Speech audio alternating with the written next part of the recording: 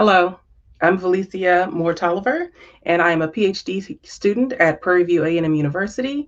And my panel addresses millennials in higher education, specifically those looking at Afrocentric understandings and ideologies and degree programs, and how we structure and the aid.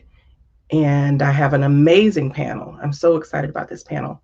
Are they in yet?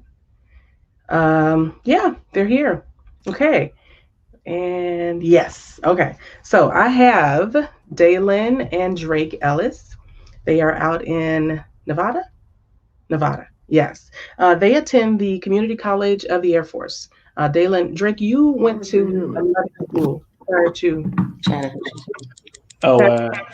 Yes, Chattahoochee Tech, Marietta, Georgia. Chattahoochee Tech and Marietta. Dalen, you attended Prairie View prior to joining the Air Force? Yes. Yes. So Travis, you're at University of the People. You recently got admitted for your Associate's in Health Studies, correct? Travis is an amazing dad, an awesome husband. The Ellises are kind of newlyweds still, sort of, a little bit. They're both serving in the Air Force. Delia took the scenic route. She started out at Howard University. Then she went to U of H. Then she went to Lone Star. And I think she's at University of Houston downtown. And she'll finish later this year. So everybody's in a different stage of their studies. The reason it's important, I ran across an article, and that's really what gave me the idea to talk to millennials. You guys are at a critical stage. You're kind of this intricate component here in America right now. So the article's from the Pew Research Center, and it said that some 63% of millennials value a college education. That's an astounding number, and plan to get one. 63%. That's huge. Of that number, 19% have already graduated from college, and the remaining 44% plan to graduate from college. 27% of the females and 21% of millennial males. Those numbers are really, really actually quite interesting. Now, I didn't dig deep enough to find out the ethnic breakdown, but what interested me is that you guys all have, in one way or another, sort of an Afrocentric twist to your studies. Travis, you do an amazing job of Afro-linguistic studies, and this is outside of college. And so you and Drake kind of mirror this thirst for knowledge, this hunger outside the traditional realm of education. But you also seem to kind of mesh the two together, and that's kind of pretty awesome, actually. One of the first questions that I was looking at was, and it's not, I guess it's not really controversial, the ADOS movement. So to what extent do we think our federal aid, the way that it's currently structured and funded, can fund studies? So the ADOS, African descendants of slaves, one of their arguments kind of reaches back to almost the 1800s, where they say that this should be kind of a reparation, sort of kind of something I was talking about in another panel, that there's outside the box thinking that needs to occur, that not everything is going to go through the Department of Education. I know when we say the words reparations, people get kind of, but if we're looking at how higher ed is structured and funded, in order to facilitate some of the out-of-the-box kind of programs, some of the non-traditional tracks, Is there something to their argument Is there for the IDOS movement, saying that, if we want to study these Afrocentric ideas, perhaps sort of a reparations package needs to be kind of created for that? Something outside of the current federal funding. And one of the reasons that another thing that came up in my research with that was, I was under the misconception that every Native American just went to college for free. I thought it was a part of their reparations package. That's not necessarily true. And in fact, I think it's only something like 13 or 14% of Native Americans who even have college degrees. So is this something that we have to reinvent the wheel, basically, because it wasn't done for that population or demographic? This is a conversation we've been having since, emancipation. Is this going to have to be a separate financial revenue or avenue or direction that we go in if we're studying kind of out of the box, sort of out of the mainstream concepts? I would definitely say that it's necessary to start moving on that path. And I think that's kind of what the 1619 project aimed to do. There's not a lot of knowledge about the truths of our enslavement and the current that we still face today. There's a lot of research that needs to be done. There's a lot of studies that we need to be involved in. And I think once we start having more of this conversation and we're talking about the actual effects, then eventually, well, I don't want it to be eventually. It's kind of like what Kamala Harris said about the mother saving one child and not her other. We need to get all of these things on the table because they're all important. Unfortunately, America is in a really bad place where it's difficult to have these conversations without someone getting offended or someone wanting to claim this is reverse racism, whatever myth that is. But it's going to need to happen because, and I understand what you're talking about, the Native Americans not getting, everyone's not getting full rides. I think that our journey on this has been so unique that we kind of need to have a conversation separate from other people that inhabit this space. We need to talk specifically about the descendants of slaves. Yes, from what I'm understanding, the ADOS movement is specifically for American descendants of slavery. So our Black peers who have parents or grandparents who migrated from Africa or the Caribbean, they won't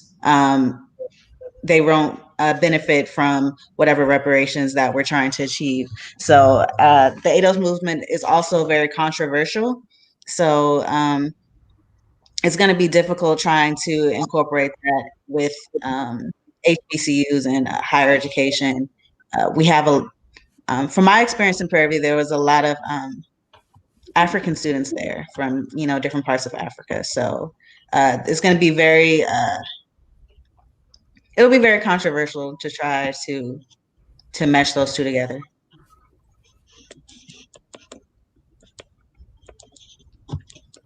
Travis? At the core, ADOS movement, to my understanding. Oh, Drake, go ahead. No, I thought it was, who was speaking? It was it's Travis. Travis got it.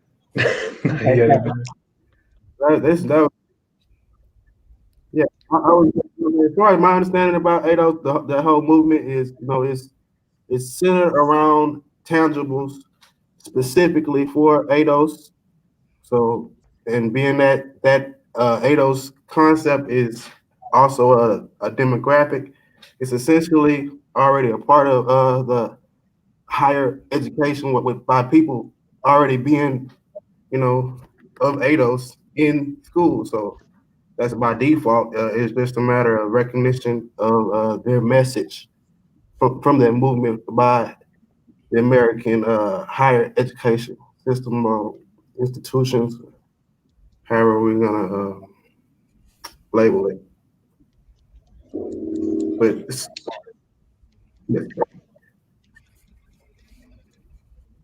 Drake, did you wanna address it?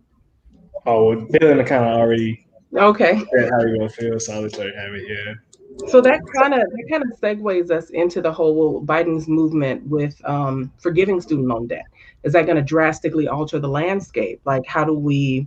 Is this a time? I think it could be a time now that we're having the conversation openly. Now that we, like Delia said, our conversation is unique. It's very different. Everything about our experience here has been different. And I think it's time. And I think it's okay. Like you said, it's uncomfortable, but it's also okay to say that because of the unique nature of our situation, we're going to have to discuss our funding and our financing a little bit differently. I don't think there's a better time than after all that we've been through than now.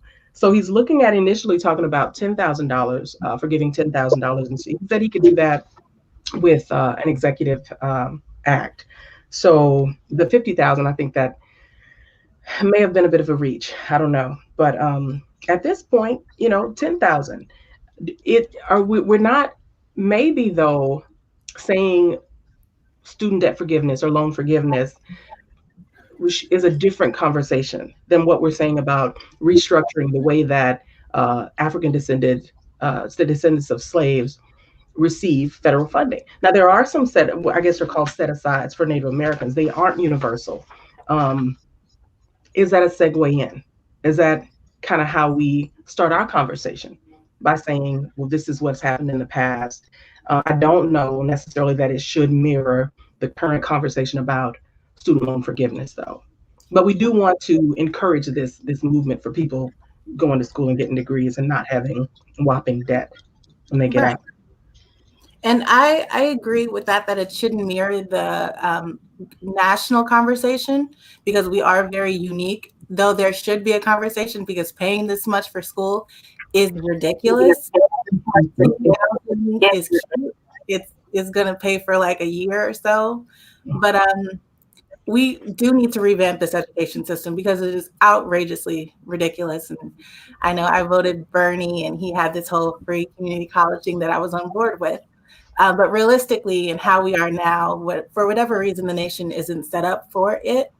But when we look at the rates that Black women are graduating school, and we're looking at the disparities that we have in, for example, in our health professions, we don't have a lot of representation in our physicians and doctors, and that, has a relationship with the mortality rates and the fact that Black women and Black people are receiving the same quality of healthcare or health services when they're visiting a doctor's office. So these are all down issues that we're facing if we don't get to the root of this, which is the fact that for systemic reasons, a Black person getting an education in America without drowning in debt is just really difficult to do at this time. So I'm thinking and I'm hoping that because we're now having this conversation about race, because racial tensions are at an all-time high, we can finally talk about what we need to do to get the most overlooked and oppressed community of our nation at a level where we can finally say everyone's, on an even playing field.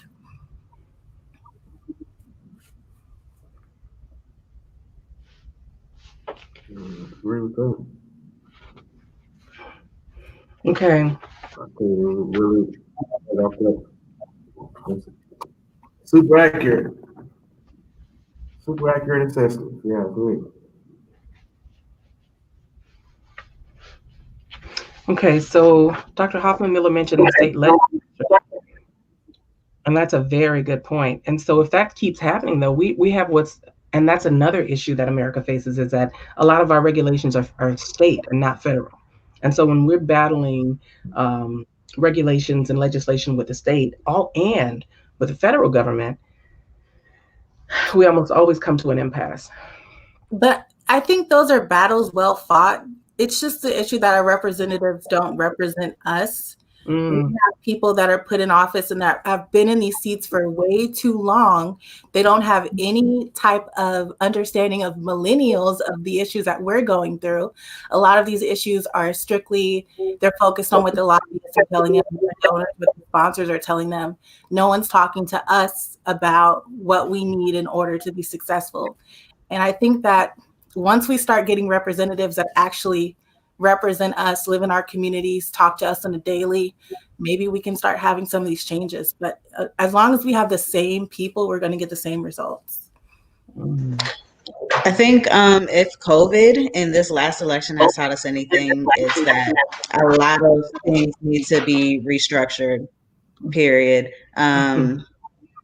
We've been told for so long that there's no money for reparations, there's no money for student loan forgiveness, but as we got these $1,000 stimulus checks, big corporations were getting billions of dollars, banks were getting billions of dollars in bailouts. So the money is there. It's just not being distributed the way that the people want it to be distributed. It's not being distributed to small businesses, to households that are low income. So I agree with Velicia.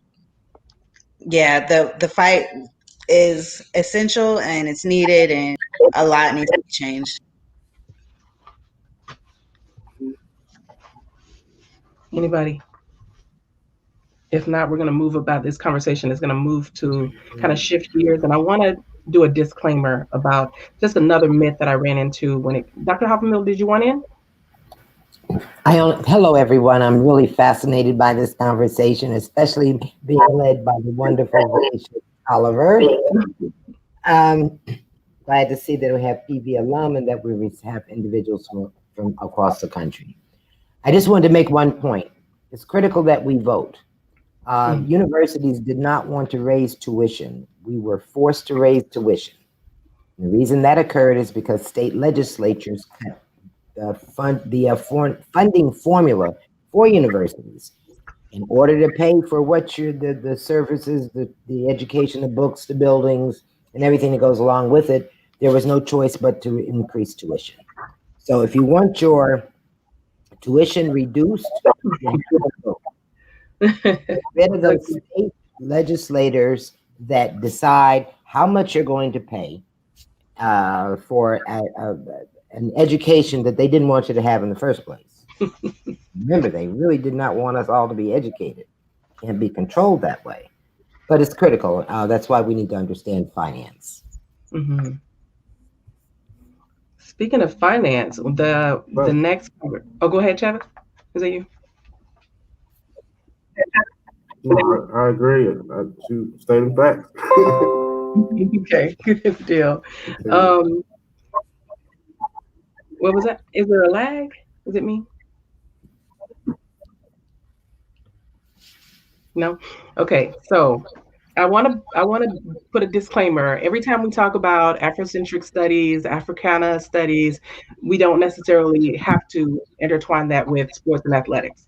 However, one of the myths that I came up kind of was, along with the Native American myth, was that sports programs fund universities. Like all the money from universities comes from athletics programs, and a very small percentage of universities actually generate enough revenue from. Some of them actually have to be supplemented, some of their sports programs. So Toby Nwigwe, kind of came to mind when we started talking about how universities structure their funding, how our athletics programs kind of pour into or not.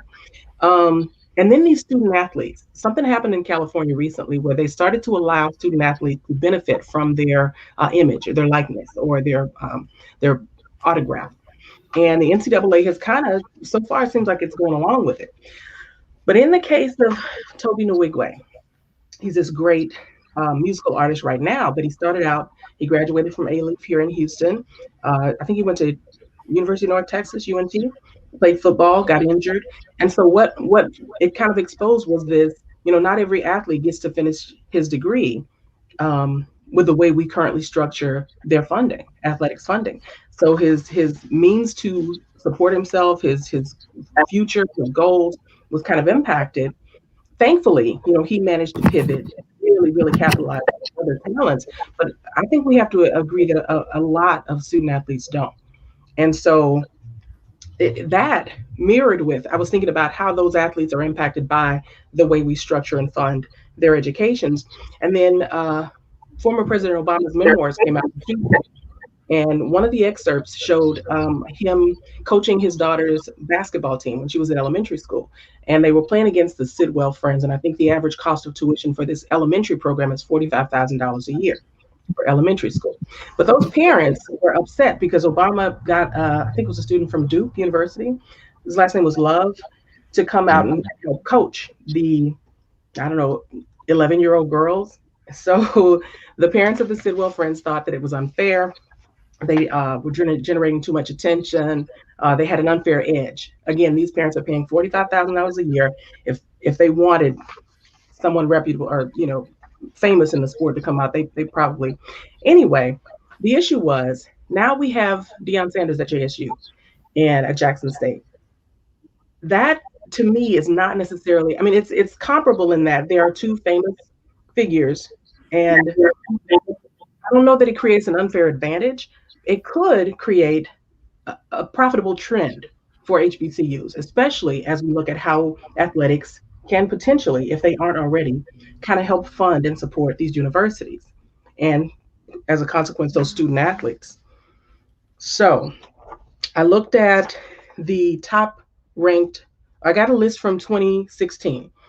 Alabama State was number 1 overall for HBCUs, Delaware State, Florida A&M, Norfolk, North Carolina, and then Prairie View. All 6 of the top. So it said that, note that Oregon, the top revenue generating athletic program in the nation and a PWI, made more than all of these HBCUs combined. It made $196 million that year from its athletics program. One university made the same amount, more than 5 HBCUs, the top 5 earning HBCUs combined. So looking at what's happening at JSU, good or bad for how we structure and fund our finances, is it just going to create an unfair edge? Norfolk, I'm not sure if they're still in the MEAC, but I know that Virginia has done some different things too with the way that they allow their athletics program to that revenue to be used throughout. And it's kind of like Dr. Hoffman-Miller said, the state of Virginia made this shift. And so Norfolk, being the premier HBCU athletics program, is going to be impacted. And even though they weren't even close to making what Oregon makes. So is it going to create an unfair advantage at JSU, or could this open the door for the rest of us to get some? If you think about athletes and the way the universities treat the programs, they're athletes. They're 40 million, I have to use the title of the book, $40 million slaves. They're not allowed to earn money outside of the program in terms of marketing their own brand. And they're expected to work, and I call it work because it does require work, to sacrifice everything for the sake of the possibility of entering into the NFL or the NBA. And their value is often high on Sundays or Saturdays in terms of basketball, and Sundays and Saturday in terms of football. But when you think about it, they'll cheer us on Sunday and then kill us on Monday. There's something wrong with that. Yes. And so we have to stay woke in terms of what is occurring in our communities, and recognize that without those athletes, just as Velicia indicated, there are very few opportunities for education. And it's a smart athlete who is an athletic scholar and takes advantage of what he's earning because he's not being paid. Yes, I also read $40 Million Slaves and The Unlevel Playing Field when I took a race and sports course last semester. And I read about Michael Jordan's journey and basically how he was tracked. So they go watch these kids play in middle school, pick out the ones that they think are going to be stars, and then they just like try to follow their journeys until they're able to, either get them on a team to play for their school or whatever. So Michael Jordan was discovered at a very young age.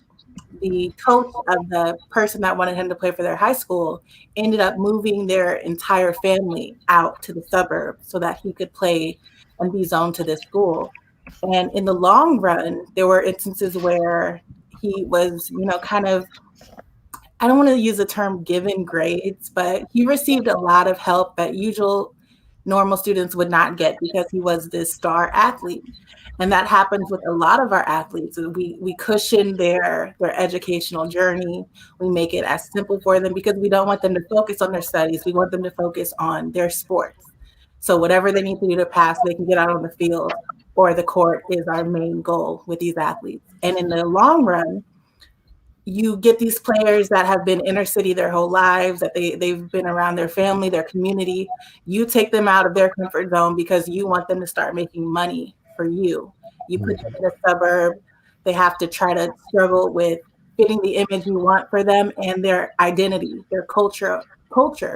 So in the long run, I don't think that we should be depending on this type of funding because it's dark money. We're losing a lot in order to gain something that most of us won't even touch. And this is coming from an arts major. So I don't play any sports anymore. I did it as a kid and I just moved on. So I want us to start looking at these other great careers that are overlooked.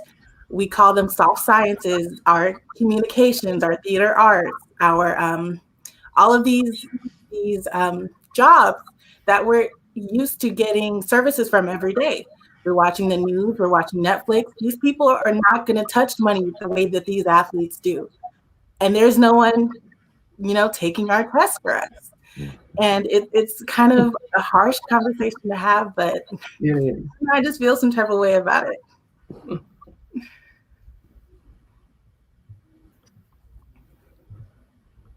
Any last comments, any closing remarks?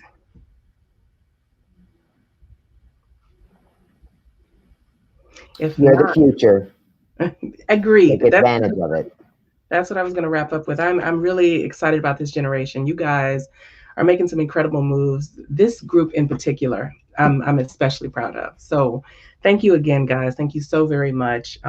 Keep it going. I'm definitely going to be rooting for you. Thank you.